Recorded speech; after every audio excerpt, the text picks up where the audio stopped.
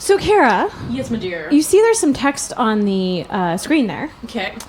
And our viewers very much like your voice. It makes sense. You have a beautiful voice. Yeah. You also have a very calm and soothing voice. And there's been a request for you to use your very calm and soothing Zen voice to read this little story for a moment of quiet reflection and enjoyment. Okay. Let's do this. You walk into the cafe. You've been here before. This is the place where you grew to love that simple cup of coffee. It's the place where your best friend told you that story about the horse. You have many fond memories of this place, but for the most part, you go here alone. You close your umbrella and throw back your hood. The weather outside is dreadful, but as soon as you enter the coffee shop, you feel a lot warmer. The carpet feels soft under your feet, despite the thick shoes that divide you. You take a moment to breathe, and then head towards the counter. The barista looks up and recognizes you instantly. He treats you to an amiable smile as he takes your order and tells you that he'll drop it down to you when it's ready. You thank him and start walking towards the seating area. You take your seat at your usual spot, the table beside the window at the far wall. The soft strum of an acoustic guitar drifts from a speaker somewhere above you, adding to the ambience of your visit. You haven't heard this song before and resolve to look it up when you get home.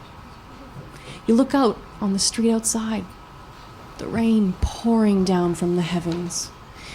The few people you see are rushing by, using whatever they have at hand to make makeshift umbrellas. You smirk at how queer a man looks holding a soggy newspaper above his head, a grim look on his face as he strides purposefully through the downpour. You wonder what his purpose is exactly and start to make up a story in your head. You imagine that he's a well-to-do businessman who is well respected in his field but is often mocked by his co-workers for being too serious.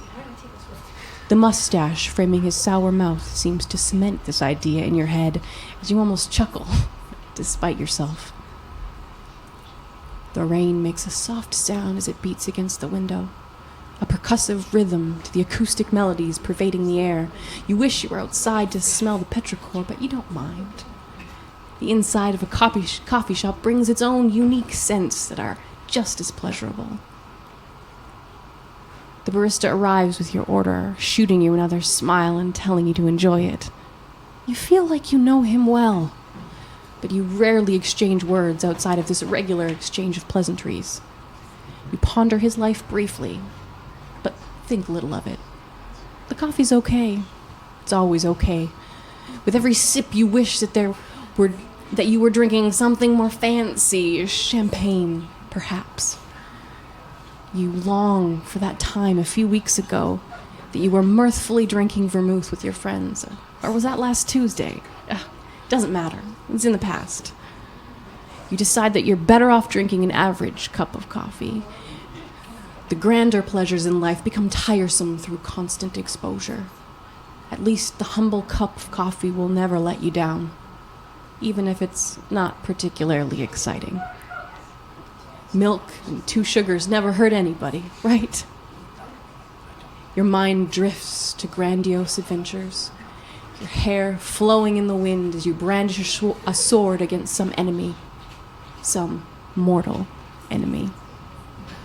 Your regular hero fantasies flare up in your mind and you beat them back with another quiet sip from the porcelain cup. This is fine. Today is halfway through and that's okay. Even if it's only a fleeting moment of calm, in this very instant, you have no earthly worries to speak of. You breathe in, and then you breathe out.